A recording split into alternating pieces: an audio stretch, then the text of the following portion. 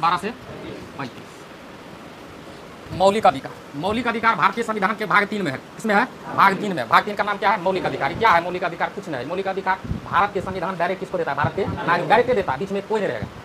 भारत अब देश का सर्वोच्च कौन चीज? संविधान। देश में सर्वोच्च क्या है? संविधान। संविधान को को है ना, तो संविधान डायरेक्ट अधिकार देता है किसको? कुछ अधिकार देता है किसको? भारत के नागरिक को। भारत के नागरिक को, भारत के नागरिक को। तो इसके बीच में कोई है नहीं, तो कोई छीन नहीं सकता, कुछ नहीं का।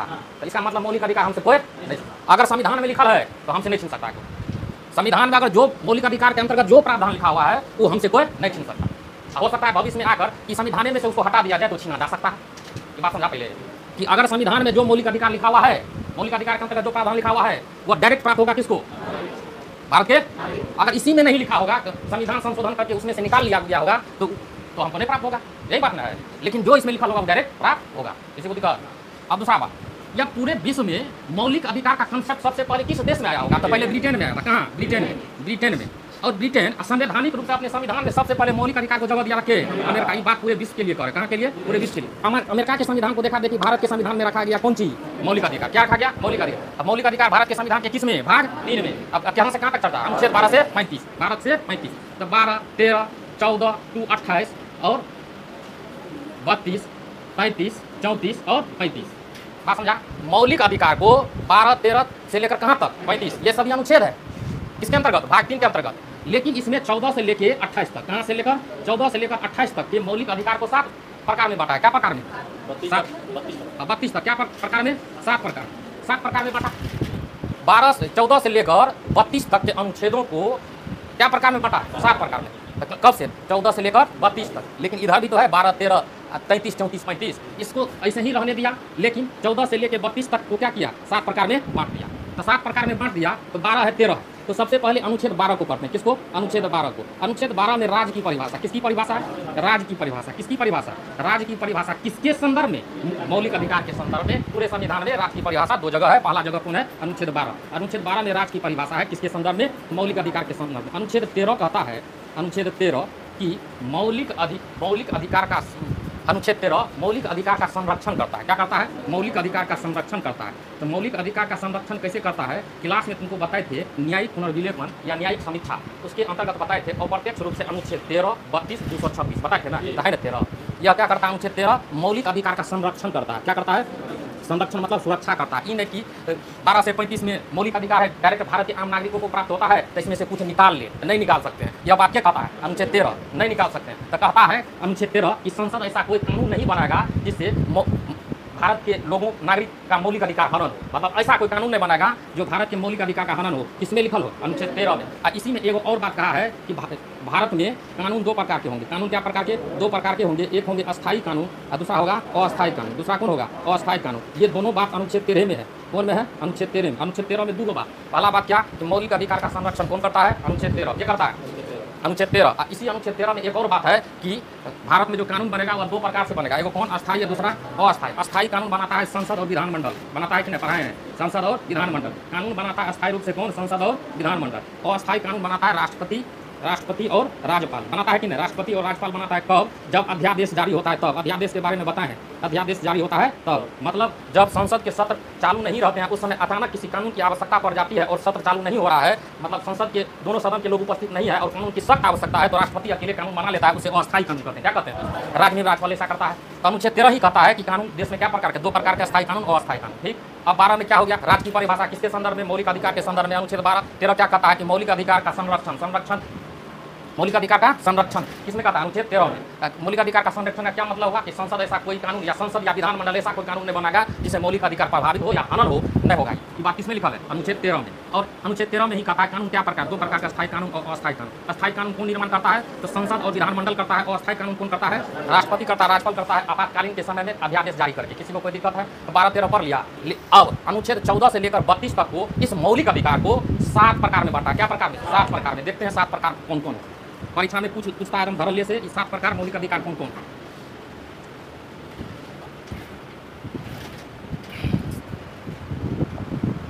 देखो 7 प्रकार। अनुच्छेद कहाँ से? 14 से लेकर 32 तक। इसको 7 प्रकार के मौलिक अधिकार में बांटा गया। क्या प्रकार के?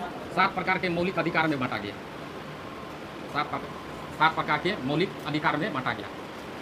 तो अनुच्छेद 14, 15, 16, 17 और 18 हुआ कि नहीं? 14, 15, 16, 17 और 18 इस अनुच्छेद में हम जो भी बात करेंगे ना, अभी अनुच्छेद 14, 15, 16, 17, 18 में अभी हम जो भी बात करेंगे देखना उसमें समानता नजर आएगा। क्या नजर आएगा? समानता। अभी जो भी अनुच्छेद 14, 15, 16, 17, 18 में हम बात करेंगे, अभी जो चर्चा करेंगे तो सभी बातों में लगेगा कि समानता की बात हो रही। किसकी बात हो रही? इसीलिए अनुच्छेद 14, 15, 16, 17, 18 को समानता का अधिकार कहा जाता है। क्या कहा जाता है? समानता का अधिकार। किसी को कोई दिक्कत? समानता का अधिकार। क्या कहता है? समानता का अधिकार। अब देखो हम बोलते जाएंगे उसमें तुम लोग को नजर आएगा कि समानता का बात सही में हो रहा है। अनुच्छेद 14 कहता है विधि या कानून के समक्ष। और विधि, विधि बुझा है ना? विधि ऑब्लिक कानून, दोनों का मतलब क्या हुआ? विधि ऑब्लिक कानून के समक्ष सभी लोग बराबर है। सभी लोग क्या? बराबर है। सभी लोग क्या है? समान है। विधि और कानून के सामने सभी लोग क्या है? बराबर। समानता का बात हो गया। लेकिन 4 गो अपवाद है। राष्ट्रपति, राज्यपाल, संसद के सदस्य, विधानमंडल के सदस्य। कहाँ के सदस्य? विधानमंडल। इसको थोड़ा ज़्यादा डिफरेंस मिलता है।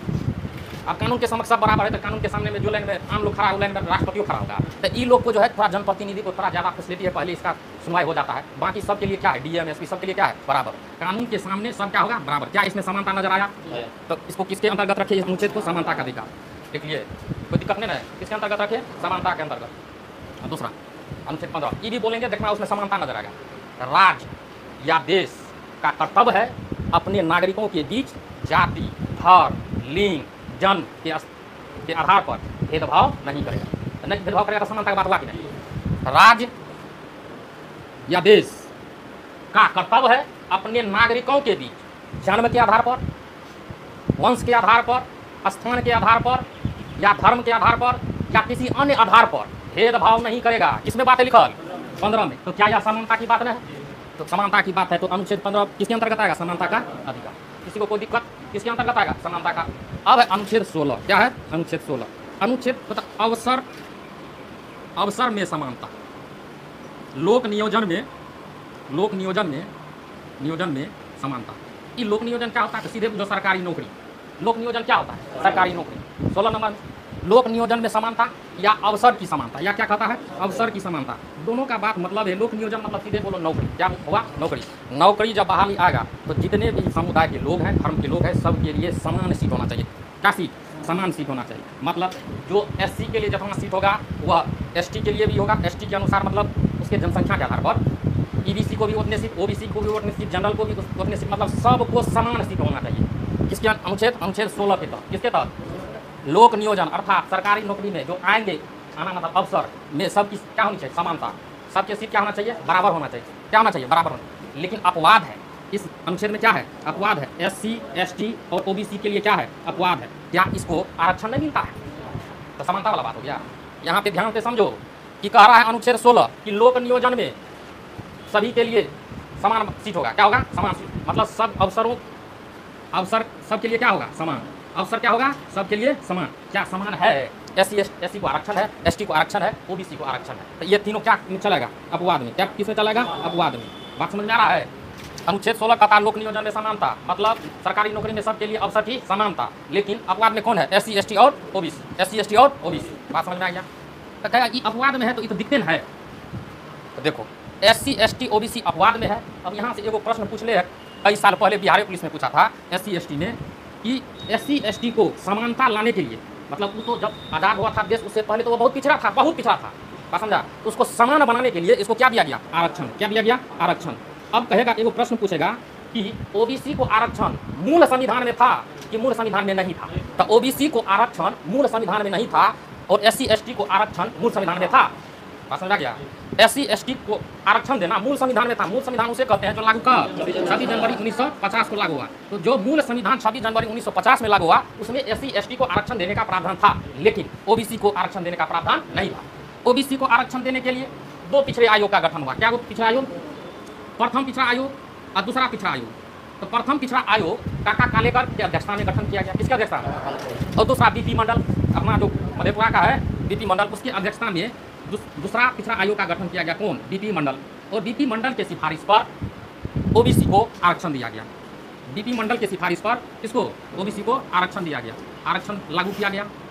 तो कितना प्रतिशत? 27%। कितना प्रतिशत? 27%। अब बताओ, जब ओबीसी को आरक्षण लागू हुआ देश में 27% तो जो ओबीसी कैटेगरी में नहीं है उसको दिक्कत होगा कि नहीं होगा। वो लोग इस आरक्षण का विरोध करने लगा कि ये आरक्षण सही नहीं है, और इन्होंने जाके सुप्रीम कोर्ट में जाके केस कर दिया। इंदिरा सहनी नाम का व्यक्ति ने, कौन? इंदिरा सहनी नाम का व्यक्ति ने भारत सरकार पे केस कर दिया। किस मैटर के लेके? आरक्षण को लेकर। इस केस को कहते हैं इंदिरा सहनी बनाम भारत संघ। क्या कहते हैं? भारत संघ। क्या कहते हैं? भारत संघ। सुप्रीम कोर्ट में केस कर दिया, और इस मामले में सुप्रीम कोर्ट ने निर्णय दिया कि ओबीसी को 27% आरक्षण देना वैध है। क्या है? वैध। वैध मतलब सही है। सही है मतलब ये ओबीसी को जो सरकार ने आयोग बनाकर 27% का आरक्षण देने के लिए तैयार हुआ है वह बिल्कुल सही है। केस जीत गया भारत सरकार, इंदिरा सहनी हार गया। ये घटना है 1992 का। कब का है? 1992 का। और 1988-89 में, कब? 1988-89 में विश्वनाथ प्रताप सिंह के शासनकाल में यह आरक्षण लागू हुआ था। कब? 88-89। उस समय प्रधानमंत्री क्या था? विश्वनाथ प्रताप सिंह। मात्र 1-1.5 साल के लिए वो प्रधानमंत्री बना था, और उसी के शासनकाल में बीपी मंडल के सिफारिश पर भारत में ओबीसी समुदाय को लोग को 27% का आरक्षण दे दिया गया। और इस आरक्षण के विरोध में इंदिरा सहनी भारत सरकार के जाकर केस कर दिया, जिसे कहते हैं इंदिरा सहनी बनाम भारत संघ। और उसमें सुप्रीम कोर्ट ने आरक्षण को वैध कहा। मुझे कहा वैध, कि आरक्षण देना सही बात है। क्या है? सही बात। आरक्षण देना क्या है? सही बात है। और यह निर्णय कब आया? 1992। लेकिन एक बात बोल दिया यहाँ पे, कहा कि सुप्रीम कोर्ट की पिछड़ा है, इसको आरक्षण देना जरूरी है, तब यह अनुच्छेद 16 के तहत बराबर में आएगा, समान होगा। क्योंकि समानता का बात हो रहा है ना, पिछड़ा था, इसको आरक्षण देंगे तब ना समानता के बराबर आएगा। कहा ठीक है। लेकिन इंदिरा सहनी ने कहा सभी ओबीसी का ये हाल है कि कहता नहीं। तब आया एक एनसीएल, एक क्रीमी लेयर, एक नॉन क्रीमी लेयर। एगो कौन सी आया? क्रीमी लेयर, एगो हुआ नॉन क्रीमी लेयर, जो तुम लोग बनाता है। ऐसे ओबीसी समुदाय के लोग जिसका वार्षिक आय 8 लाख से ज्यादा हो, उसे किसके अंतर्गत रखेंगे? क्रीमी लेयर में। किसके अंतर्गत? क्रीमी लेयर में रखेंगे। और ऐसे ओबीसी समुदाय के लोग जिसका वार्षिक आय 8 लाख से कम है, उसे रखा जाएगा किसमें? Non creamy layer. किसमें? नॉन क्रीमी लेयर में। बात समझा तुम लोग? तो इंदिरा सहनी जो केस किया, तो एक चीज निकल के तो आया सामने में कि ऐसे ओबीसी के लोग जिसकी वार्षिक आय 8 लाख से ज्यादा है, उसे किसमें रखा गया? क्रीमी लेयर में। और जिसका कम है उसको किसमें? बात समझ में आया? तो केस करने से वो खड़ा हुआ। बात समझा कि नहीं? पूछता है प्रश्न कि बीपी मंडल के सिफारिश पर 27% जो ओबीसी समुदाय को आरक्षण दिया गया था, क्या इसके विरुद्ध में कोई केस हुआ था? सुप्रीम कोर्ट में हुआ था। कौन? इंदिरा सहनी बनाम भारत संघ।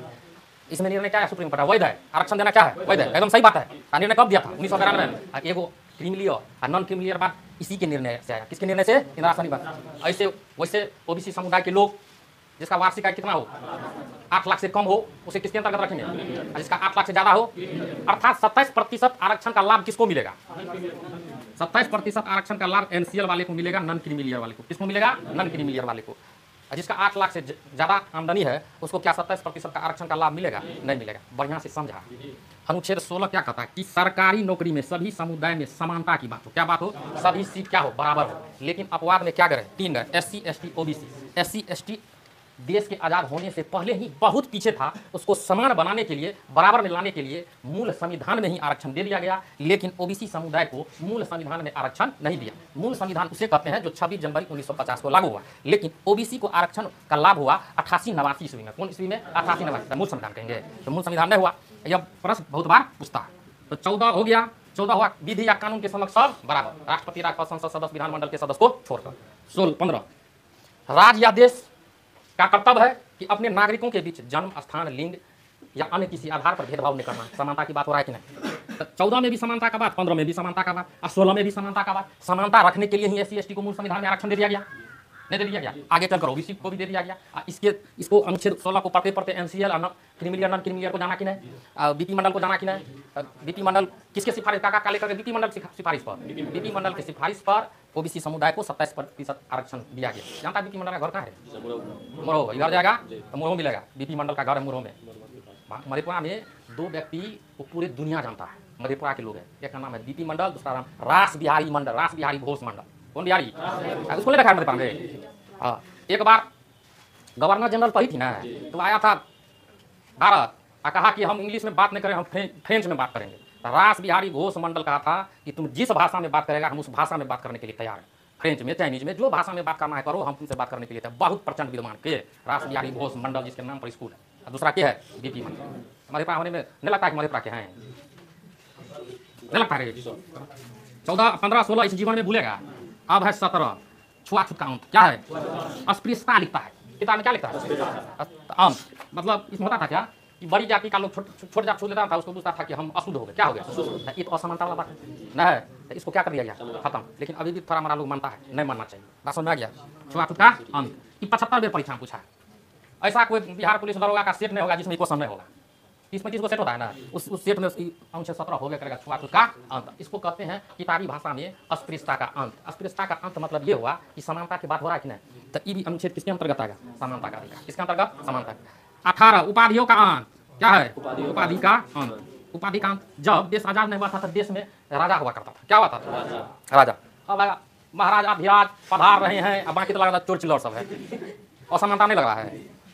राजा का बेटा फलवा राजकुमार पधार रहे हैं, तो बाकी यहाँ कौन सी कीड़ा मकोड़ा तेल चटा सब है। उधर नवाबों के नवाब, लखनऊ के नवाब वाजिद अली शाह पधार रहे हैं, तो लगा कितना बड़का आदमी है। अब बाकी सब तेल चटा छिपकली सब है, नहीं लगता। इसी चीज को कि भावना में अंतर न हो तो उपाधि क्या किया गया, खत्म कर दिया गया। भारतीय संविधान के भाग 3 के अनुच्छेद 18 में उपाधि का अंत को क्या कर दिया, समाप्त कर दिया। लेकिन इसमें 2-3 को छोड़कर, जैसे शिक्षा के क्षेत्र में उपाधि मिल सकता है तो आप उसको रख सकते हैं, जैसे डॉक्टर, इंजीनियर, ये सम्मान के आगे मिले तो उपाधि है। दूसरा, नागरिक सम्मान मिले तो नागरिक सम्मान उसको कहते हैं पद्म विभूषण, पद्मश्री, ये सब नागरिक सम्मान पुरस्कार है, तो वो भी लगा सकते हैं। सेना के क्षेत्र में क्या कहता है उसको, जनरल, कैप्टन, ये सब कहता है ना, तो सेना, शिक्षा और नागरिक सम्मान अभी भी लगाया जा सकता है। लेकिन वो राजतंत्र वाला, जो राजा महाराजा वाला उपाधि था, वो खत्म। तो कौन हो गया, 18। क्या इस जितना भी अनुच्छेद हम बोले हैं उसमें समानता का बात हो रहा है कि नहीं। तो 14 में क्या है, विधि और कानून के समक्ष सब बराबर होगा। अनुच्छेद 15 क्या कहता है, राज्य या देश का कर्तव्य है कि अपने नागरिकों के बीच में जन्म, जाति, लिंग के जन्म स्थान के आधार पर भेदभाव नहीं करेगा। कोई नहीं करेगा, मुख्यमंत्री नहीं कहेगा बिहारिया है, यूपी है, झारखंडी है, कोई नहीं कर सकता है। जगह के स्थान पर भेदभाव नहीं कर सकता है। 16, नौकरी में सबको समान सीट मिलेगा और समान SC ST और OBC अपवाद में है, इसको समान बनाने के लिए आरक्षण दे दिया गया। कोई दिक्कत, SC ST को आरक्षण मूल्य संविधान में था, लेकिन OBC को आरक्षण 1988-89 में मिला। उस समय देश के प्रधानमंत्री विश्वनाथ प्रताप सिंह थे, के थे, विश्वनाथ प्रताप सिंह। और 17 में अस्पृश्यता का अंत, छुआछूत का अंत। भारत में सब बराबर है, कोई किसी को छू सकता है, कोई दिखानी नहीं, कोरोना में जाके छू ले। परिणाम सुना है, तो किसी गंभीर बीमारी में नहीं लागू होता। अब कोरोना था 2020 में, चकाता अनुच्छेद 17 के तहत अस्पृश्यता का अंत हो गया, हम छूले घूरेंगे तो बीमारियां फैल गया, तब गंभीर बीमारी में ही निलंबित हो जाता है, जिससे छूने से फैलता है निलंबित। 18 में क्या है, उपाधियों का अंत, क्या है, उपाधि। राजा महाराज नवाब कोई कुछ होने बोलेगा, बात समझ में आ गया। अब 3 क्षेत्र में ही उपाधि लगा सकता है, सेना, शिक्षा और नागरिक सम्मान। पद्म विभूषण, पद्मश्री, ये सब कौन सी है, नागरिक सम्मान। डॉक्टर, इंजीनियर शिक्षा के क्षेत्र में, जनरल, कैप्टन, ये सब किस कर्नल, ये सब किसके क्षेत्र में, सेना के क्षेत्र में, ये सब हम उपाधि लगा सकते हैं। तो इस जितने 14, 15, 16, 17, 18 इसमें समानता का बात है, इसीलिए अनुच्छेद 14 से 18 के अनुच्छेद को क्या कहेंगे, क्या कहेंगे, किसी को नहीं दिक्कत है तो 12 पढ़ लिया, 13 पढ़ लिया और 14 से 18 पढ़ लिया, आगे चलते आगे। ऐसा समझिए तुम लोग, तेरी कॉटन वाला कपड़ा काहे ले आया है रे, छाछकता है, पूछे लोग जाता। देखो अब है अनुच्छेद 18 तक जान गया ना। देखो अनुच्छेद 19, 20, 21, 22, कौन 21, 22। इसमें जो हम बात बोलेंगे तो लगेगा कि स्वतंत्रता का बात हो रहा है, क्या हो रहा है, स्वतंत्रता। अनुच्छेद 19, 20 अभी तो हम बोले नहीं ना है, तो अभी 19, 20, 21, 22 जब बोलेंगे तो लगेगा किसी भी भारत के व्यक्तिगत, किसी भारत के व्यक्तिगत स्वतंत्रता का बात हो रहा है। व्यक्तिगत मतलब प्रत्येक व्यक्ति के लिए स्वतंत्रता का बात हो रहा है, बात समझ आ गया। अभी तो चर्चा नहीं किए हैं, लेकिन चर्चा करेंगे तो लगेगा कि प्रत्येक अनुच्छेद में कि भारत के प्रत्येक व्यक्ति की स्वतंत्रता का बात कर रहा है। कौन सी का बात, स्वतंत्रता का बात करता है। इसीलिए अनुच्छेद 19, 20, 21, 22 को क्या कहेंगे, स्वतंत्रता का अधिकार कहेंगे। क्या कहेंगे, स्वतंत्रता का अधिकार। याद हो रहा है कैसे हवे में स्वतंत्रता का अधिकार कहेंगे। अभी तो ये बात हम लिख दिए हैं, लेकिन जब इस चर्चा करेंगे तब अब ऑटोमेटिक पता चल जाएगा कि क्यों 19 से लेकर 22 तक हम स्वतंत्रता का अधिकार कहते हैं। देखो अनुच्छेद 19 कहता है, अनुच्छेद 19 कहता, अनुच्छेद 19 में व्यक्तिगत स्वतंत्रता की बात है। व्यक्तिगत स्वतंत्रता का मतलब प्रत्येक व्यक्ति को स्वतंत्रता दी गई है, किसमें, अनुच्छेद 19 में। एकाध गो 4 गो एग्जाम होगा तुमका बिहार पुलिस में, देखना एगो एग्जाम में मतलब 4 गो होगा ना, तो 4 गो में से एगो एग्जाम में ये अनुच्छेद 19 पूछ देगा। इतना इंपॉर्टेंट है, समझो ध्यान से कि अनुच्छेद 19 भारत में रह रहे प्रत्येक व्यक्ति के स्वतंत्रता की बात करता है। स्वतंत्रता की बात करता है तो मतलब भारत के नागरिक को विचार एवं अभिव्यक्ति की आज़ादी है। किसकी आज़ादी, विचार एवं अभिव्यक्ति की आज़ादी है। कौन सी की आज़ादी, अब आज़ादी के बदले स्वतंत्रता करे तो बात एक ही तो है, अभिव्यक्ति की आज़ादी है। कौन सी की आज़ादी है, स्वतंत्र विचार और अभिव्यक्ति। ये किताबी भाषा है, अब इसको अपने लोग के भाषा में विचार, अगर तुम्हारा विचार अच्छा होगा तबे जब तुम बोलेगा तबे हम जानेंगे। बहुत अच्छा विचार, मौन कुछ बोलिए रहे तो कहाँ समझाने तुम्हारा विचार अच्छा है। तो विचार इसका मतलब बोलने का अधिकार, किसका अधिकार, बोलने का अधिकार। अभिव्यक्ति मतलब होता है कि शांत रहना, चुप रहना, और चुप रहने का अधिकार, चुप रहने का अधिकार हमको क्या देता है, अनुच्छेद 19। भारत में प्रत्येक व्यक्ति को बोलने का अधिकार और चुप रहने का अधिकार के देता है अनुच्छेद 19। के देता है अनुच्छेद 19। इसी अनुच्छेद का प्रयोग करके प्रेस वाला हेटे ठेक माइक लेके घूमले रहेगा, उसको कोनो विशेष अधिकार प्राप्त नहीं है, वो पूरा का पूरा फायदा उठाता है किसका?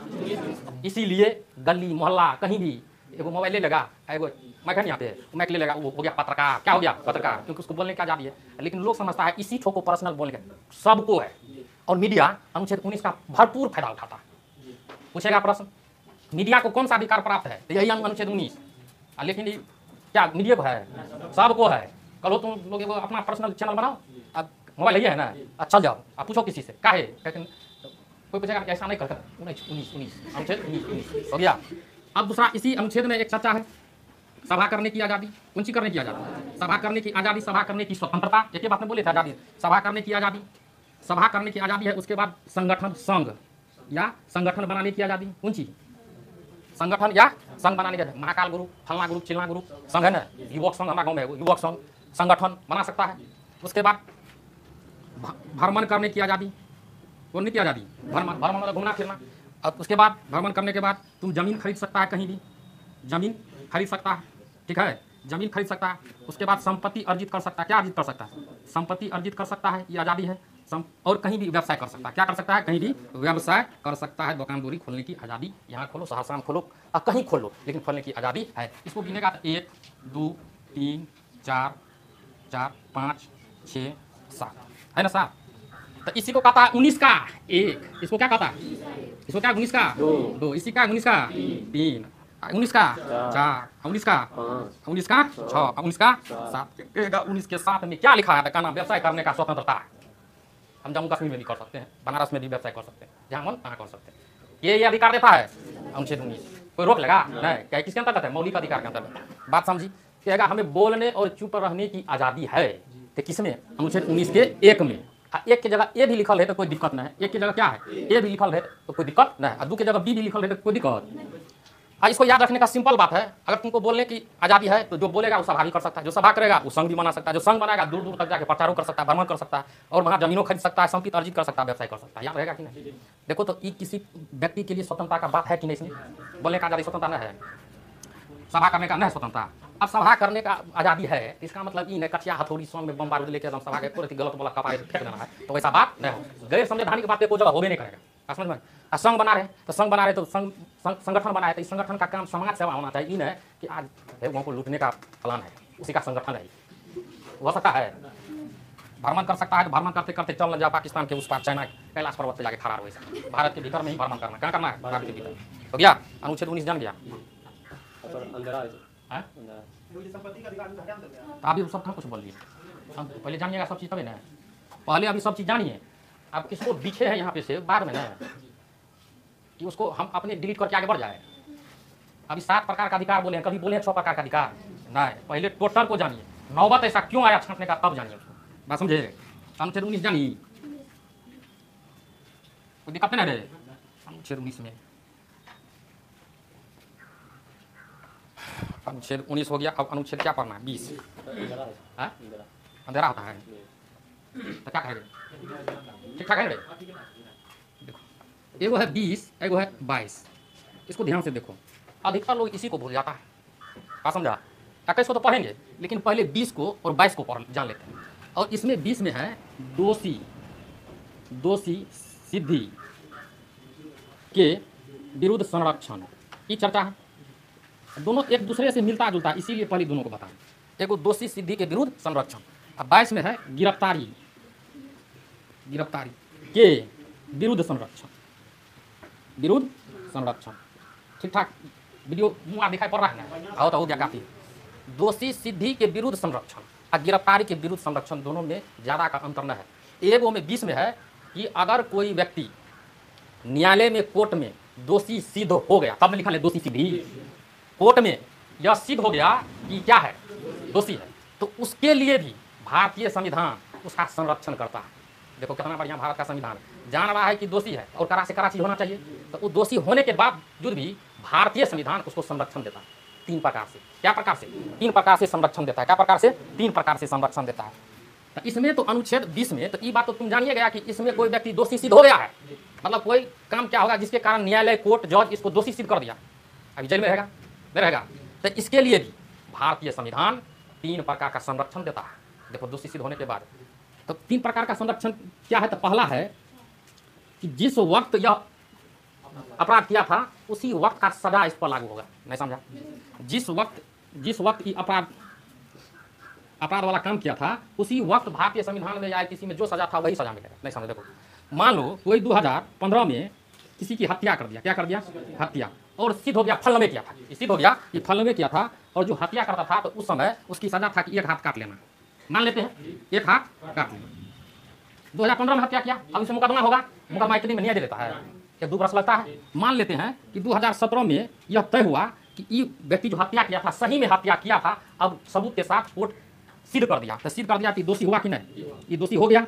अब दोषी हो गया तो अब इस समय भारत के संविधान में मान के चलो कानून था कि हत्या अगर कोई करता तो दोनों हाथ काट लिया जाता। कौन हाथ? दोनों हाथ काटते। तो बताओ इसका 1 हाथ कटेगा कि दोनों हाथ? कौन हाथ? क्यों? क्योंकि अनुच्छेद 20 कहता है कि दोषी सिद्धि के विरुद्ध संरक्षण में पहला बात कि जिस समय अपराध किया था उसी समय का कानून लागू होगा। बात समझा गया? ये नहीं कि अब 2017 में हत्या करने पर दोनों हाथ कटता है तब उसका दोनों हाथ कटेगा, ऐसा कोई बात नहीं, क्योंकि वह हत्या किया था कब, और उस समय हत्या का था 1 हाथ काट लिया जाए इसका। अब 2017 में कानून बन गया क्या? ये उदाहरण के तौर पे समझा रहे हैं गढ़ों साहब, इसको ओरिजिनल नहीं समझ लेना। बात समझी कि नहीं? और दूसरा बात, एक अपराध की एक सजा, एक अपराध की एक सजा। एक अपराध की एक सजा कहने का मतलब सिनेमा ये सब में दिखाता है एगो खून करो कि 10 गो खून करो, 14 वर्ष काट के फिर आएंगे, ऐसा नहीं होगा। अगर एक अपराध किया है तो उसका सजा अलग, फिर दूसरा अपराध किया तो उसका भी सजा अलग, फिर तीसरा अपराध किया है तो उसका भी सजा अलग। एक के साथ 10 गो कटता है, एक के साथ 10 गो टका दे तो आजीवन कारावास, जब तक जिंदा रहेगा तब तक कहाँ रहेगा? जेल। इस स्थिति में फांसी हो जाता है। इस स्थिति में क्या हो जाता है? फांसी हो जाता है। एक बार अगर किसी आदमी एक बार में अगर किसी को 10 गो नरसंहार करते हैं, उसको कर दिया है और यह सिद्ध हो चुका कि नरसंहार किया, नरसंहार मतलब एक दिन 20-30 को मार दे और सिद्ध हो गया तो उसको फांसी दे दी जाती है। क्या दी जाती है? एक हाल ही फिलहाल में 2-3 साल पहले एगो महिला अपने परिवार के सब सदस्य को मार दिया था, ठीक है, उसको फांसी हो गया। अब तीसरा बात है कि दोषी व्यक्ति, कौन व्यक्ति? दोषी व्यक्ति अपना गवाही खुद नहीं दे सकता। कखनों कहेगा जज साहब हम खून नहीं किए, तो ईमान नहीं होगा। अपना गवाही खुद नहीं दे रहा है, ईमान नहीं होगा। तो 3 गो हो गया। दोषी सिद्धि मतलब समझ रहा है कि अब वह क्या हो, सजा हो गया है, दोष सिद्ध हो चुका है, अब ये जाएगा कहाँ? जेल। तो जेल जाएगा तो उसको क्या प्रकार का संरक्षण? 3 प्रकार का। कौन कौन? जिस समय अपराध किया है उस समय के कानून के हिसाब से उसको सजा मिलेगा। अगर उस समय 1 हाथ काट के छोड़ देता था तो 1 ही हाथ, अब वर्तमान में 2 हाथ कटेगा, तो फिर भी बात समझ रहा है कि नहीं? दूसरा, एक अपराध की एक सजा। अब वह व्यक्ति अपने विरुद्ध सजा गवाह नहीं दे सकता। अगर ऐसा होता तो सब जज साहब को तो हम खुद नहीं किया, ठीक है जाओ, नहीं कर देता तो नहीं होगा। ये समझा? अनुच्छेद 20 समझा। अब 21 को रहने देते हैं, अब 22 पे आते हैं, क्योंकि इससे ही संबंध इसका है। पकड़ धकड़ पुलिस वाला ऑफिस में भी गिरफ्तारी के विरुद्ध संरक्षण। गिरफ्तारी के विरुद्ध, किसके विरुद्ध? अगर कोई व्यक्ति, अगर कोई अधिकारी तुमको गिरफ्तार करने के लिए आया है तो तुम्हारे पास 3 प्रकार का संरक्षण है। क्या प्रकार का? वो आएगा गिरफ्तार करने के लिए तो पहले को वारंट है, क्या वारंट दिखाओ हमको कि हम पे FIR हो चुका है, हमको दिखाओ। आइए ना कि उठा के लेके चल गए ना बिना मतलब का, तो वारंट मांगो। कोई आएगा गिरफ्तार करने, वारंट दिखाइए, नहीं मारेगा, मुंह देख के डंडा मारता है, देख लेता है कि जा कहाँ है। गाँव घर में होता है ना, ये क्या कहते हैं, चौकीदार, सब गौटला मोहल्ला होगा। उससे पहले पूछता है कैसा व्यक्ति है, तो कहता है पॉलिटी को एकदम झर्री करके रखा है, पढ़ाता है। अगर हमारा नाम कहते पढ़ाता है तो वो बुझ जाता है कि उसको कानून का लगभग ज्ञान होगा। अगर उसके साथ गैर संवैधानिक ढंग से हम व्यवहार करें तो वो हमारे नौकरी लेके बैठ जाएगा। इसीलिए वो आएगा, जब जानेगा कि वो 6 गो भैंस है और कुछ है, कैसे ना वही भर दिन यही सब, चल 5-10 हज़ार होगा, चल लेता। बात समझे में आया? ऐसे पढ़े लिखे हुए आदमी को जल्दी कोई कुछ नहीं कर सकता, पढ़ने से सिर्फ नौकरी ही प्राप्त हो या कोई जरूरी नहीं। बात समझ आए? गिरफ्तारी के विरुद्ध संरक्षण मतलब अगर कोई अधिकारी गिरफ्तार करने आया तो उसे वो पहले क्या मान सकता है? वारंट। दूसरा, 24 घंटा के अंदर, अब ये नहीं कि इसको पकड़ लिया है किसी के कहला पर, अब पूरा वायलिंग हो रहा है थाना पे, तो नहीं, 24 घंटा में जो व्यक्ति को पकड़ा है उसको सशर्त कहाँ पहुँचाना? न्यायाधीश के सामने, गाँव के सामने न्यायाधीश तय करेगा कि दोषी है या नहीं, तुम कुछ नहीं कर सकता है, ठीक है। और तीसरा क्या है? मनचाहा वकील रख सकता है। क्या रख सकता है? जो व्यक्ति अगर को पकड़ लिया है तो अब पकड़ेगा तो उसके लिए वकील चाहिए ना, तो मनचाहा वकील रख सकता है। या तो तुम सरकारी वकील रख लो, सरकारी वकील नहीं, सरकारी वकील गरीब आदमी के लिए केस लड़ता है, जिसके पास केस लड़ने के लिए भी पैसा नहीं होता, तो अमीर से अमीर व्यक्ति को भी रख सकता, मनचाहा वकील को रख सकता है। बताओ, ये अनुच्छेद 20 और 22 में सेम जैसे लगता है। एगो में तो पकड़ के दोष सिद्ध हो गया है पहले 20 में, और एगो को पकड़ने गया था तो उसको भी 3 तरह का क्या है? संरक्षण। बात समझ गया? 19 समझा, 20 समझा, 21। अब क्या बचा? 21। 21 कहता है प्राण एवं दैहिक स्वतंत्रता। क्या नाम है? एवं दैहिक स्वतंत्रता। दैहिक स्वतंत्रता किसमें चर्चा है? 21 एगो 21 का को, तो पहले 21 पढ़ लेते हैं तब 21 का को पढ़ेंगे।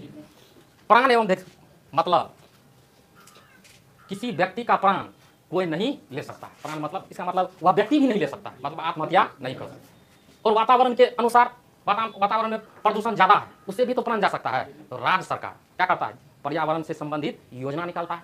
मोटरसाइकिल में धुआं ज़्यादा हो जाए तो वातावरण में भी प्रदूषित हो जाएगा, जिसके कारण प्रदूषण का क्या होता है, कागज मांगता है कि नहीं, ताकि इसका प्राण क्या हो, बचे रहे, ज़्यादा से ज़्यादा दिन तक जिए। और चौथा बात, आत्मसम्मान के साथ जिए। किसके साथ जिए? आत्मसम्मान के साथ जिए। इसकी चर्चा किसमें? 21 में। दैहिक स्वतंत्रता का मतलब है, दैहिक स्वतंत्रता का अर्थ है कि तुम अपने जहाँ मन तहाँ जा सकता है, विदेश भ्रमण कर सकता है। तुम्हारा शरीर है ना, विदेश भ्रमण कर सकता है। क्या कर सकता है? विदेश भ्रमण कर सकता है। इसी अनुच्छेद के तहत कहा गया है कि प्राइवेसी, निजता का अधिकार। किसका अधिकार? निजता। अगर तुम अपने मोबाइल में पासवर्ड लगाया है तो अगर तुम्हारा घर में कोई मांगता है, अगर तुम्हारा मन नहीं है तो नहीं दे सकता, क्योंकि यह अधिकार कौन देता है? अनुच्छेद 21। कोई मांगे नहीं दे सकता, पुलिसों मांगे नहीं दे सकता, क्योंकि हमारा निजता का अधिकार है, मौलिक अधिकार के अंतर्गत हमारा मन है, नहीं देंगे। बात समझ। विदेश भ्रमण का अधिकार किसके तहत? अनुच्छेद 21 के तहत। किसके तहत? अनुच्छेद 21 के तहत। कोई दिक्कत है कि विदेश जाना आप किसके तहत? कोई व्यक्ति भूखे मर रहा है लेकिन उसका प्राण जाना चाहिए, तो भूखे को खाना खिलाना किसके तहत? अनुच्छेद 21 के तहत। निजता का अधिकार, कोई लड़का अपने ही पसंद का लड़की शादी करना चाहता है, किसके तहत? कोई लड़की अपने ही पसंद किस लड़का शादी करना चाहता है, किसके तहत? नींद आ रहा है हमको सोना है, किसके तहत? दैहिक स्वतंत्रता है कि नहीं? और इसीलिए 10 बजे के बाद डीजे पे क्या लगा गया? प्रतिबंध। क्या लगा दिया गया? प्रतिबंध। बात समझ में आ गया? अब है 21 के को में है शिक्षा का अधिकार। कौन सी का अधिकार? शिक्षा का अधिकार। शिक्षा का अधिकार है 86वां संविधान संशोधन 2002। क्या चिपी लगल है कि नहीं? चिपी लगल, इसका मतलब बाद में जोड़ा गया। क्या किया? बाद में जोड़ा गया। अगर को ए बी सब जोड़ल रहे तो समझ चिपी लगल है, बाद में जोड़ा गया। 86वां संविधान संशोधन का 2002 में शिक्षा को अनिवार्य बना दिया गया है और मौलिक अधिकार में रख दिया गया है। भारत के प्रत्येक 6 से 14 वर्ष के बच्चों के लिए शिक्षा अनिवार्य कर दिया गया। क्या कर दिया गया है? शिक्षा अनिवार्य कर दिया गया है। 6 से 14 वर्ष के बच्चों के लिए शिक्षा अनिवार्य कर दिया गया है। इसीलिए टोला, पंचायत, मोहल्ला में सब स्कूल खुलल नजर आता होगा। देखा है कि नहीं? स्कूल को बंद नहीं कर सकता है, क्योंकि शिक्षा देना क्या है? मौलिक अधिकार। और यह शिक्षा का अधिकार किस अनुच्छेद में जोड़ दिया? 21 के कॉम में। तो शिक्षा लेना व्यक्तिगत अधिकार है कि नहीं? तो ये सब किसके अंतर्गत आएगा? स्वतंत्रता का अधिकार। बात समझा? कोई दिक्कत है? अनुच्छेद 19 क्या कहता है? इसमें व्यक्तिगत स्वतंत्रता का अधिकार है। कोई व्यक्ति को बोलने की आज़ादी, चुप रहने की आज़ादी है कि नहीं? सभा करने की आज़ादी, संगठन बनाने की आज़ादी, भ्रमण करने की आज़ादी, जमीन खरीदने की आज़ादी, संपत्ति अर्जित करने की आज़ादी, उसके बाद व्यवसाय करने की आज़ादी। किसमें?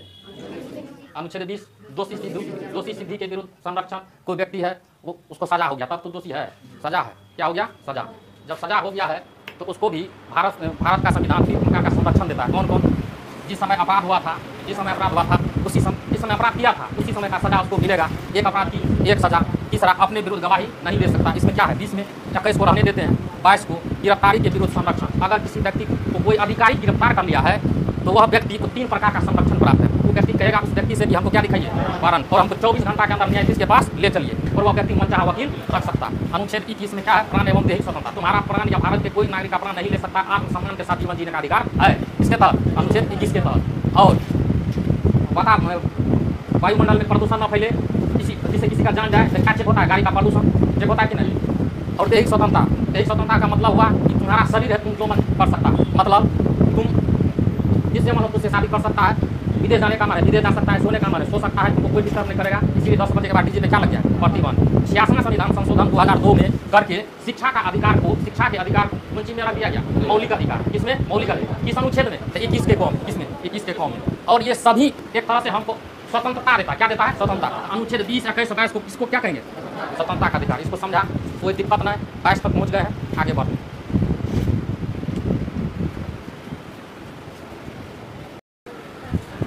22-24 यही होगा। ये अनुच्छेद का शोषण के विरुद्ध अधिकार।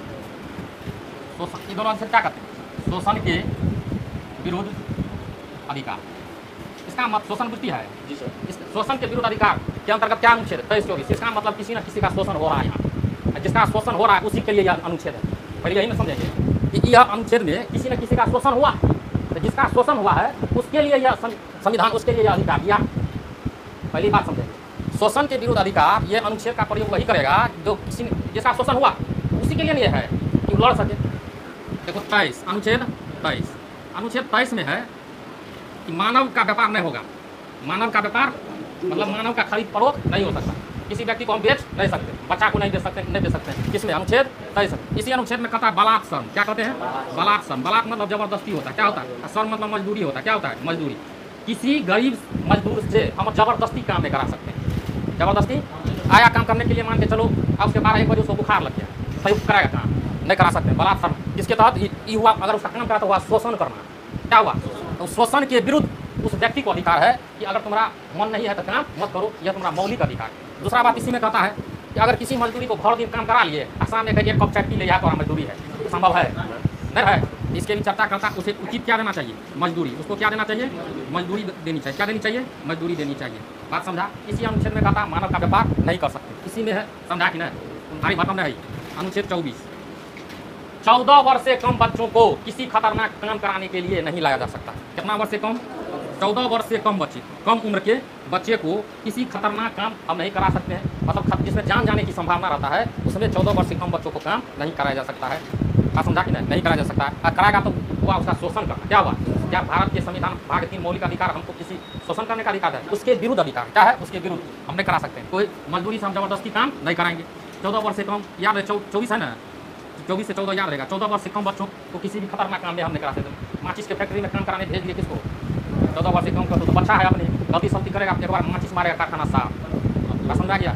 बच्चा है तो गलती कर नहीं करेगा, खतरनाक जगह। अब जहाँ पे परमाणु संयंत्र है, अब बच्चा है, अपना बुद्धि है, कहीं मार दिया माचिस गए, तो 25, 26, 27, 28 अनुच्छेद को पढ़ेंगे तो पढ़ने से ये पता चलेगा कि हम जिस धर्म के हैं उस धर्म को मानने की स्वतंत्रता है।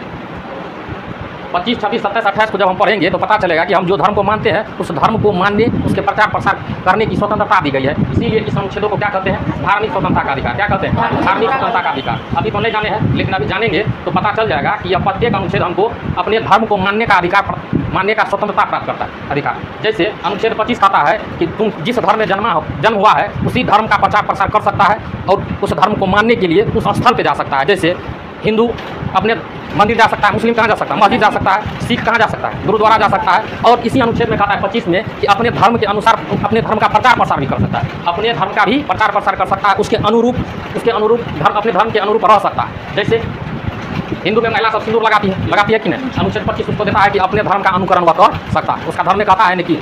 उसके बाद है सिख कृपाण रखता है, क्या रहता है, छोटा मोटा चाकू है, उसका धर्म में कहता है हमेशा रखने के लिए। तो ये अपने धर्म को मानने का अधिकार देता है। हिंदू मंदिर जा सकता है, मुस्लिम मस्जिद जा सकता है और अपने धर्म का प्रचार प्रसार भी कर सकता है, अपने धर्म का अनुकरण भी कर सकता है। सभी बात किसमें, अनुच्छेद 26। अनुच्छेद 26 कहता है कि धार्मिक कार्यों का प्रबंधन कर सकते हैं। धार्मिक कार्यों का प्रबंधन मतलब अष्टजाम कर सकते हैं, भगत मुरन फलना चिलना जो होता है वो कर सकता है। इसके अंतर्गत रामनवमी में निकाल सकता है, कौन चीज जुलूस निकाल सकता है, तो वह अपने धार्मिक कार्यों का प्रबंधन कर सकता है। किसमें, 26 में, 27। अब अपने धर्म में तुम कुछ पैसा देता है या कुछ पैसा चंदा के रूप में देता है, तो वह जो पैसा तुम देगा ना, उस पैसे पर सरकार टैक्स नहीं लेगा, टैक्स नहीं लेगा। मान लो तुमको 4 लाख टका हो गया, तुम किसी मंदिर के ट्रस्ट में दे दिया, तो उस 4 लाख पे क्या होगा, टैक्स सरकार नहीं लेगा। सब अमीर व्यक्ति इसने करता है, कोनो धार्मिक ट्रस्ट से जुड़ा रहता है, पैसा देते रहता है, उस पर टैक्स नहीं लगता, उसे टैक्स सरकार नहीं लेगा। 28 उसको कहते हैं किसी भी सरकारी विद्यालय में धार्मिक शिक्षा नहीं दी जाएगी। सरकारी विद्यालय में धार्मिक शिक्षा नहीं दी जाएगी, किसी विद्यालय में चलो धार्मिक शिक्षा नहीं दी जाती है। हो गया 25, 26, 27, 28 याद रहेगा। हम अपने धर्म को मान सकते हैं या किसी अन्य धर्म को भी मान सकते हैं। हम अपने धर्म में जो बात लिखा हुआ है वेद पुराण में, उसके अनुसार उसका अनुकरण कर सकते हैं। किसमें, 25। किसमें, हम अपने धर्म के अनुसार धार्मिक कार्यों का प्रबंधन कर सकते हैं। किसमें, 26। प्रबंधन करने का मतलब भगत मुरन अष्टजाम शादी विवाह सब किसके अंतर्गत, 26। 27 क्या कहता है कि अगर धार्मिक कार्यों के लिए अगर हम पैसा देते हैं तो उस पैसे पर सरकार टैक्स नहीं लेगी। सब अमीर व्यक्ति यही धार्मिक ट्रस्ट में जुड़ल है, किसके टैक्स बचाने के लिए, किसके तहत, अनुच्छेद 27। विद्यालय में किसी सरकारी संस्थान में क्या चीज़ की धार्मिक शिक्षा नहीं दी जाएगी, धार्मिक शिक्षा नहीं दी जाएगी। बात समझ में आया। तो 25 हो गया, 26 हो गया, 27 हो गया, 28 हो गया। ये चारों अनुच्छेद को जब पढ़ेगा तो तुमको लगेगा कि हमको अपने धर्म को मानने के लिए स्वतंत्रता दी गई है। इसीलिए इस चारों अनुच्छेद को क्या कहते हैं, धार्मिक स्वतंत्रता का अधिकार। हो गया 14 से 28, 19 से 22, 23, 24 और 25 से लेकर 28 हो गया। अब कौन बचा, 29, 30 कुछ होना है, 29, 30 देखो यहीं पे अनुच्छेद 29 और 30, अनुच्छेद 29 और 30। संस्कृति सब लिखता है, शिक्षा एवं संस्कृति हम लिखते हैं संस्कृति एवं शिक्षा का है, तो इसका भी कारण है संस्कृति एवं शिक्षा का अधिकार। संस्कृति भारत में अल्पसंख्यक हो या बहुसंख्यक, कोई किताब लिखता है सिर्फ अल्पसंख्यक के बारे में, तो ऐसा कोई बात न है। अल्पसंख्यक किसे कहेंगे? जिसकी जनसंख्या कम है। बहुसंख्यक जिसकी जनसंख्या अधिक है। तो अल्पसंख्यक समुदाय के लोग और बहुसंख्यक समुदाय के लोग अपने भाषा, लिपि, संस्कृति को बचाने का पूरा अधिकार है। इसमें अनुच्छेद 29, इसमें अनुच्छेद 29 कौन सी है? अपनी भाषा, लिपि, जैसे देवनागरी लिपि है ना, अपनी संस्कृति, मतलब हिंदू का जो संस्कृति है, होली त्योहार मनाना, वो बचाए रखने का अधिकार देता है कौन? अनुच्छेद 29। अल्पसंख्यक को भी बहुसंख्यक को भी कोई दिक्कत नहीं। अनुच्छेद 30 कहता है कि अल्पसंख्यक अपने लिए शैक्षणिक संस्था खोल सकता है। सरकार उस शैक्षणिक संस्था को चलाने के लिए क्या देगा? अनुदान देगा। क्या देगा? अनुदान। जैसे मदरसा सरकारी संस्थान नहीं है, यह क्या है? एक ट्रस्ट है। क्या है? ट्रस्ट। इसको चलाने के लिए सरकार क्या देती है? अनुदान। अब क्यों इसके लिए अनुच्छेद 30 एकदम विशेष प्रकार का अनुच्छेद बना दिया कि अल्पसंख्यक के चाहे तो अपना शिक्षण संस्थान अलग खोल सकता है? इसलिए क्योंकि है तो भारत हिंदू बहुसंख्यक, लेकिन अल्पसंख्यक कम है, और वो भी आए पढ़ने के लिए अनुकूल न हो, अनुकूल मतलब उस वातावरण में अनुकूलित न हो, तो तुम अपने ही समाज में शिक्षण संस्थान खोल सकता है। ये अधिकार क्या देता है? अनुच्छेद 30।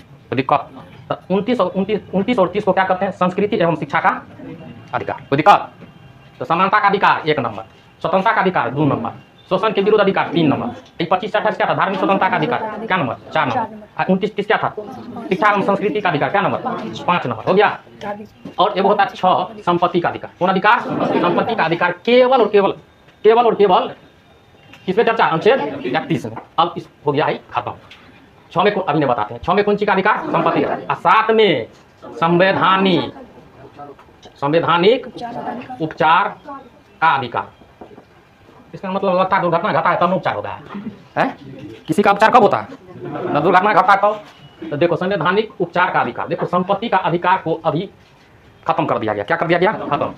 और अभी संवैधानिक उपचार का अधिकार को समझो। संवैधानिक उपचार का अधिकार यही है कि अगर तुम्हारा कोई मौलिक अधिकार हनन होता है, ठीक है, या कोई करता है, तो उस पर रीट जारी करता है। क्या प्रकार का रीट? तो 5 प्रकार का रीट जारी किया जाता है। क्या प्रकार का? 5 प्रकार का रीट कहा जाता है। मान के चलो ये मौलिक अधिकार है ना, मौलिक अधिकार के अनुसार तुमको जीवन जीने के लिए तमाम अधिकार मिला है, लेकिन उस अधिकार का कोई हनन करे तो तुम कहाँ जाएगा? सुप्रीम कोर्ट ने पढ़ा है, सुप्रीम कोर्ट जाएगा। और सुप्रीम कोर्ट जाएगा, देखो 32 आ गया कि नहीं? 32 अनुच्छेद 32 के तहत हम जाएंगे कहाँ? Supreme court. तो हमारे साथ घटना ये घटा है कि मेरा मौलिक अधिकार कोई हनन कर लिया, यह घटना, और उसका उपचार क्या करेगा? यही संवैधानिक उपचार का अधिकार क्या करेगा? Supreme court. किस अनुच्छेद के तहत? 32। अनुच्छेद 32 में कहता है कि अगर कोई तुम्हारा मौलिक अधिकार हनन करता है तो तुम चल जाओ कहाँ? सुप्रीम। और सुप्रीम कोर्ट जाओ, और सुप्रीम कोर्ट उससे 5 प्रकार का रीट जारी करेगा। उस पर क्या प्रकार का? जो तुम्हारा मौलिक अधिकार हनन किया उसके ऊपर क्या प्रकार का रीट जारी करेगा? 5 प्रकार का। तो 5 प्रकार का रीट है। 1 नंबर में है बंदी प्रत्यक्षीकरण। क्या नाम है? बंदी प्रत्यक्षीकरण। क्या नाम है? बंदी प्रत्यक्षीकरण। 2 नंबर में क्या है? परमादेश। क्या है? परमादेश। 3 नंबर में क्या है? अधिकार परीक्षा। क्या नाम है? अधिकार परीक्षा। और 4था नंबर में है प्रतिषेध। क्या नाम है? प्रतिषेध। और 5वां नंबर है उत्प्रेषण। क्या नाम है? उत्प्रेषण। कि तुम लोग को याद रहता है? क्या रहता है? बंदी प्रत्यक्षीकरण, परमादेश। बंदी मतलब होता है आदमी मर जाता है ना, उसको देखो, इसको याद करने का सिंपल तरीका, अगर कोई मरेगा तो भगवान उसको स्वर्ग देगा कि नरक, तो ये सब बात तो बंदा से पूछेगा कि परमेश्वर भगवान पूछेगा, अधिकार परीक्षा प्रयास तब उत्तर तभी उत्तर देगा भैया। बंदा से पूछेगा कि परमेश्वर पूछेगा मतलब कौन सी? अधिकार परीक्षा। क्या पूछेगा? प्रयास। बंदा क्या देगा? हो गया। तो बंदी प्रत्यक्षीकरण, परमादेश, अधिकार परीक्षा, प्रतिषेध और उत्प्रेषण। संवैधानिक उपचारों का अधिकार, इसमें क्या अनुच्छेद आएगा? तो अनुच्छेद 1 भी आएगा, केवल क्या? 32।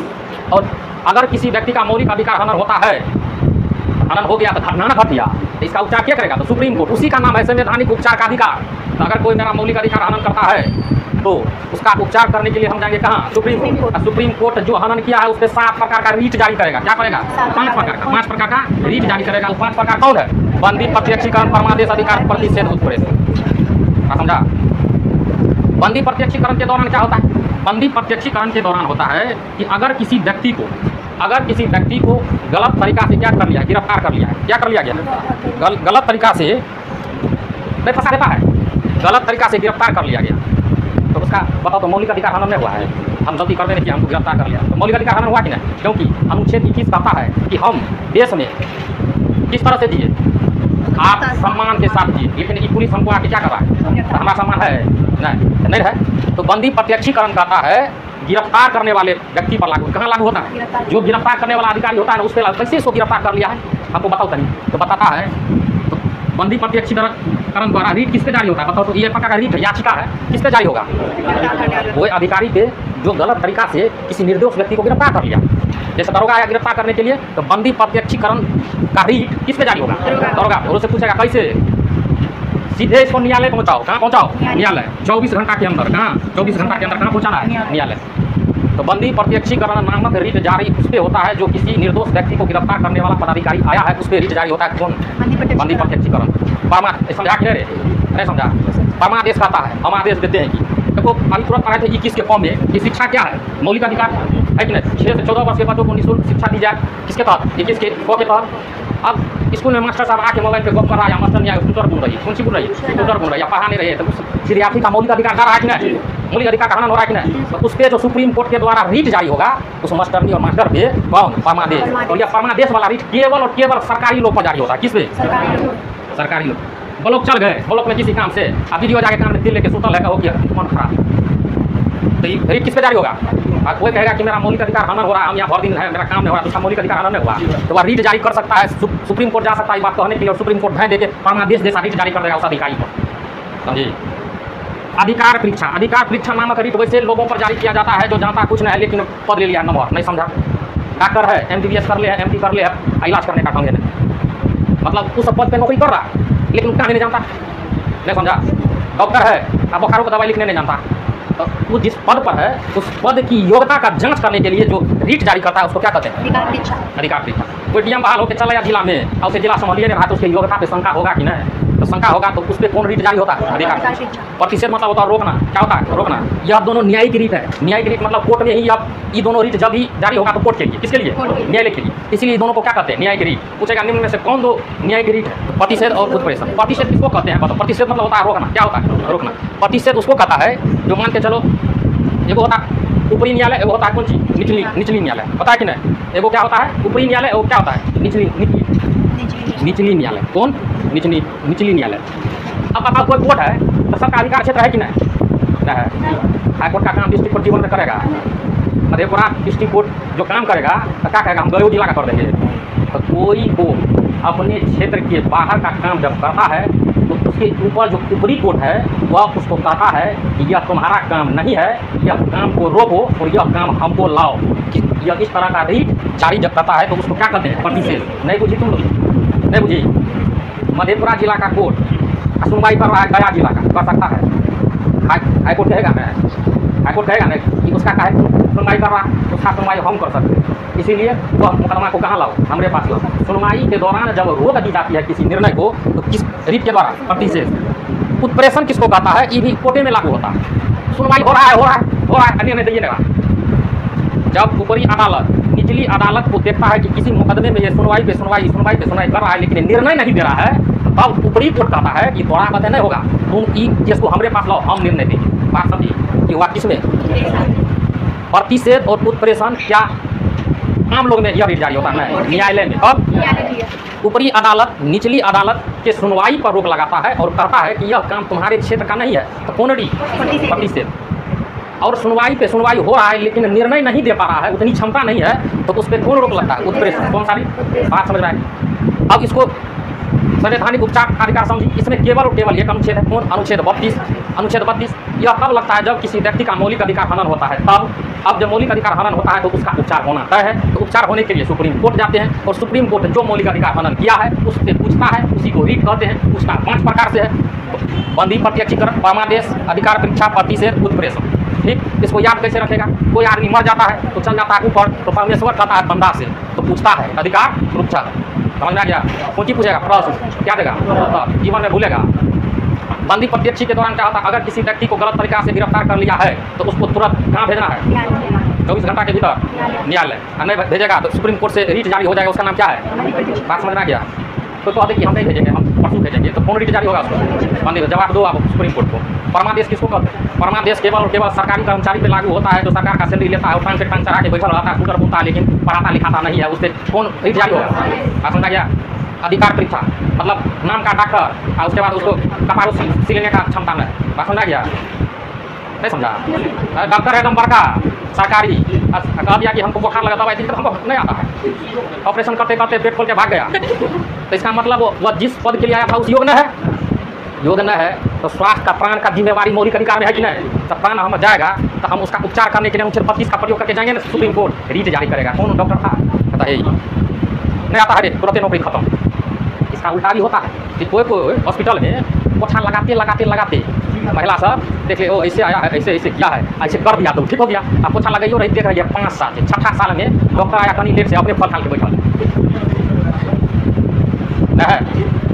संजोग कल इलाज संभव हो जाता है तो अपने डॉक्टर बन जाती है। गली पंद्रह में जाके क्या करेगा? अस्पताल खोलेगा और जाके वहीं से डिग्री एडिट करके ले आएगा किसी के नाम बात समझ रहा। तो उससे भी पूछा जाता है कौन सी अधिकार परीक्षा। अधिकार परीक्षा नहीं बुझी है?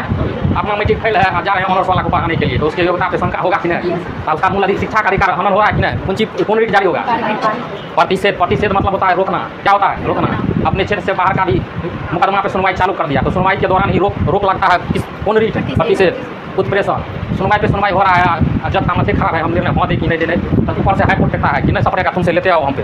उत्प्रेषण। क्या हुआ? 32 आ गए? 32 आ गए कि नहीं? तो अब 32 के बाद है 33। देखो देखो होता है भारत में गुप्तचर विभाग। क्या होता है? सशस्त्र बल, पुलिस बल, इस सबका नाम सुना है? इस सबका कुछ मौलिक अधिकार को निलंबित कर दिया गया। यह बात की चर्चा किसमें? अनुच्छेद 35 में। कहीं नहीं करेगा। मान के चलो भारत का गुप्तचर विभाग है, तो इसको कोनो बात को गुप्त रखने के लिए कहा है। कहेगा नहीं 19 का 1 हमको बोलने का अधिकार, हम बोलते घूरेंगे, सुन लिया पूरा दुनिया, तो कहेगा तो गुप्तचर है कि नहीं? अब मान के चलो थाना में बात चल रहा है कि कल फलवा को पकड़ेंगे, सुन लिया कोई, अब पहले जाकर कल पकड़े भाग जा, नहीं बोल सकता है, जीवन में पकड़ पाएगा। सशस्त्र बल, पुलिस बल और गुप्तचर विभाग के मौलिक अधिकार को, कुछ मौलिक अधिकार को निलंबित किया जाता है अनुच्छेद 33 में। इसमें अनुच्छेद 33 में। और अनुच्छेद 34 कहता है कि जहाँ पे सेना का कानून लागू होता है वहाँ पे सेना का शासन चलेगा। किसका चलेगा? सेना जो कहेगा वही होगा। और सेना का बात मानने के लिए संसद भी नहीं रोक पाएगा, संसद भी नहीं रोक सकता। नहीं समझा? कहीं पे ऐसा घटना हो गया, वहाँ मार्शल लॉ लग गया। कौन लॉ लग गया? मतलब सेना का कानून लग गया, नहीं होता है घटना होता है, तो वहाँ पे उस देश का सरकार का कानून नहीं चलता, वहाँ किसका कानून चलेगा? सेना का। और सेना का कानून को अथॉरिटी उस जगह पे भारतीय संसद को देना पड़ता है। और अनुच्छेद 35 मौलिक अधिकार को मजबूत ही किया के मोटा करना, तरोताजा करना। मौलिक अधिकार को करने का अधिकार किसको है? भारतीय संसद। किसको? और मौलिक अधिकार को मजबूत नहीं किया जा सकता है, तो किया जा सकता है, तो यह अधिकार किसको है? भारतीय संसद। हो गया 35, खत्म हो गया। कोई दिक्कत है? तुम लोग भी 12 से लेकर 35 तक कहीं पे जाके किसी को सुना दो, सुना पाएगा? मौलिक अधिकार में किसका चर्चा? ये मौलिक अधिकार में किसका चर्चा? कितने अनुच्छेद? 12 से अनुच्छेद 12 में किसकी चर्चा? राष्ट्रीय परिभाषा। किसके संदर्भ में? 13 में मौलिक अधिकार को संरक्षण देने की बात कही गई है। किसमें? अनुच्छेद 13 में। संसद ऐसा कोई कानून नहीं बनाएगा जिसके तहत मौलिक अधिकार हनन हो, ठीक है? और अनुच्छेद 13 में ही कहा है कि भारत में कानून 2 प्रकार के, एगो स्थानीय और अस्थायी कानून क्या बनाता है? संसद और अस्थायी कानून का जब सत्र नहीं चलता। तो गया 12 13 खत्म। अब 14 से लेकर 18 तक को किसको कहते हैं? समानता का अधिकार। क्या कहते हैं? अनुच्छेद 14 में कहता है विधि या कानून के समक्ष सब क्या होंगे? समान होंगे। किसको कनी मनी छूट मिल जाता है? राष्ट्रपति, राज्यपाल, संसद के सदस्य, विधानमंडल के सदस्य। 15 क्या कहता है कि भारत और या राज्य का कर्तव्य है कि जाति, लिंग, जन्म स्थान के आधार पर भेदभाव नहीं करे। 16 लोक नियोजन में समानता। जो भी वैकेंसी आएगा, सरकारी नौकरी आएगा, उसमें सबकी समानता होगा। क्या होगा? अपवाद में SC ST OBC, क्योंकि यह भी पिछड़ा था, इसको समानता मिलाने के लिए क्या किया गया? आरक्षण। SC ST को आरक्षण मिला है मूल संविधान में, OBC को मूल संविधान मिला है 1988-89 में मिला, जब प्रधानमंत्री क्या था? कृष्णा प्रताप सिंह। इसके लिए 2 आयोग का गठन हुआ था। कौन? प्रथम पिछड़ा आयोग और दूसरा पिछड़ा आयोग। प्रथम पिछड़ा आयोग का अध्यक्ष काटे, दूसरा जीपी मंडल। क्या इसके विरुद्ध में किसको हुआ था? इंदिरा गांधी बनाम भारत संघ हुआ था। ये जीता? भारत संघ जीता। ये जीता? भारत संघ जीता। जब भारत संघ जीता तो क्या कहा सुप्रीम कोर्ट की? आरक्षण देना वैध है कि अवैध? वैध है। और इसके साथ साथ एक और निर्णय लिया था, NCL क्रीमिलियर और नॉन क्रीमिलियर। जिसकी आमदनी 8 लाख से ज़्यादा होगा वह क्रीमिलियर के क्षेत्र में क्रीमिलियर होगा, जिसका 8 लाख से कम होगा नॉन क्रीमिलियर। हो गया NCL खत्म। अनुच्छेद 16 खत्म। 17 हुआ का इसको किताब में लिखा था अस्पृश्यता का सबको छूले घूरो, लेकिन कोरोना ऐसा बीमारी में नहीं सुना है, ठीक है? किसमें? 17 में। 18 में उपाधियों का उपाधि का मतलब कौन चीज? महाराजा, धीराज, फलना चिन्हा, लखनऊ के नवाब, फलना चिन्हा। कोई नहीं कुछ बोलेगा, नहीं तो लगता है कि समाज में अंतर है। इस सब उपाधि का क्या हो गया? अंत। लेकिन 3 क्षेत्र में उपाधि अभी मिलेगा। किसमें? शिक्षा, सेना और नागरिक सम्मान। पद्म विभूषण, पद्म सम्मान, ये सब क्या है? नागरिक सम्मान। डॉक्टर, इंजीनियर का डिग्री पदवी लगा देना कौन चीज? शिक्षा के क्षेत्र में। कर्नल, जनरल, ये सब कौन चीज है? भैया 18 खत्म। इसको क्या कहते हैं? समानता का अधिकार। अब 19 से लेकर 22 को कहता है स्वतंत्रता का अधिकार। अनुच्छेद 19 में कहता है कि व्यक्तिगत स्वतंत्रता की बात है। कौन सी की बात है? प्रत्येक व्यक्ति को स्वतंत्रता है, बोलने की आज़ादी, चुप रह सकता है, कोई दिक्कत नहीं। उसके बाद संघ, बोलने की आज़ादी, संघ बनाने की आज़ादी है कि नहीं, संगठन बनाने की आज़ादी। उसके बाद भ्रमण करने की आज़ादी, जमीन खरीदने की आज़ादी, संपत्ति अर्जित करने की आज़ादी और व्यवसाय करने का अधिकार आज़ादी। इस सब को 19 का 1, 2, 3 करके याद रखो, ठीक है? 7 गो होगा। और इस 7 गो में 19 का जो बोले हैं संपत्ति अर्जित करने का अधिकारी, वहाँ से निकाल लिया गया है। तो अब 7 गो के बदले क्या बचा? अनुच्छेद 19 में 7 व्यक्तिगत स्वतंत्रता का अधिकार था, जिसमें वर्तमान में क्या बचा? कौन सी को नोच लिया? नोच के कहाँ 300 का कौन में जोड़ दिया? बात समझ में आ गया? हो गया 22 खत्म? हुआ कि नहीं हुआ खत्म? लगता है नहीं हुआ 22 खत्म। 19 हुआ है, 20 और 22 दोनों से में है। एगो में दोषी सिद्ध हो गया है, एगो में पकड़ नहीं के लिए जा रहा। तो दोषी सिद्धि के विरुद्ध संरक्षण, अगर कोई व्यक्ति दोषी सिद्ध हो चुका है फिर भी संविधान उसको कुछ संरक्षण देता है। संरक्षण क्या देता है? 3 प्रकार का संरक्षण देता है। पहला, वह अपनी विरुद्ध गवाही नहीं दे सकता है। दूसरा, एक अपराधी एक सजा, और सजा वही मिलेगा जिस समय वह अपराध किया था। हो गया खत्म। अब इसको छोड़ देते हैं, 22 आते हैं। गिरफ्तारी के विरुद्ध संरक्षण, अगर कोई अधिकारी किसी को गिरफ्तार करने के लिए आया है तो वह व्यक्ति उससे 3 चीज़ मांगेगा। करंट है, अगर देखा दिया तो उसको 24 घंटा के अंदर कहाँ पहुँचाएगा। और तीसरा क्या है? मन चाहा 22 हो गया खत्म। अब बीच में 21 बची है। 21 में प्राण एवं देह स्वतंत्रता का अधिकार। प्राण एवं देह तुम्हारा प्राण कोई नहीं ले सकता, आत्मसम्मान के स्वाभिमान के साथ जीवन जी सकता है। किसमें? 21 में कोई प्राण नहीं ले सकता। और ज़्यादा से ज़्यादा जीवन जिए, जिसके लिए सरकार पर्यावरण को दुरुस्त करेगा, प्रदूषण रहित वातावरण को बनाएगा। बात समझ में आ गया? देह स्वतंत्रता का मतलब होता है कि कोई लड़का अपना मनपसंद लड़की से शादी कर सकता है, कोई लड़की मनपसंद लड़का से शादी कर सकता है। बात हो गया? उसके बाद सोने का शरीर है, थक गए तो सो जाएंगे। सोने का अधिकार किसके अंतर्गत? अनुच्छेद 21 के अंतर्गत। इसीलिए रात के 10 बजे डीजे क्या है? प्रतिबंध है, दिखाई नहीं देता, कोई शिकायत कर देगा तो बंद करने आता है कि नहीं? हो गया अनुच्छेद 21 खत्म, 22 खत्म हो गया। अब बचा 23, 24 शोषण के विरुद्ध अधिकार। किसी भी बच्चा को, मानव को हम बेच नहीं सकते, अनुच्छेद 23 में। बलात्कार की बात अनुच्छेद 23 में। अनुच्छेद 23 का मतलब ये है कि किसी से हम जबरदस्ती काम नहीं करा सकते। अगर काम कराते हैं तो उसे उचित मजदूरी देंगे। किसमें? अनुच्छेद 23 में। 24 में 14 वर्ष से कम बच्चों को किसी भी खतरनाक काम पर नहीं लगाया जा सकता। 24 हो गया खत्म। अब बचा 25, 26, 28, ठीक है? इसको 25, 26, 27, 28 को कहते हैं धार्मिक स्वतंत्रता का अधिकार।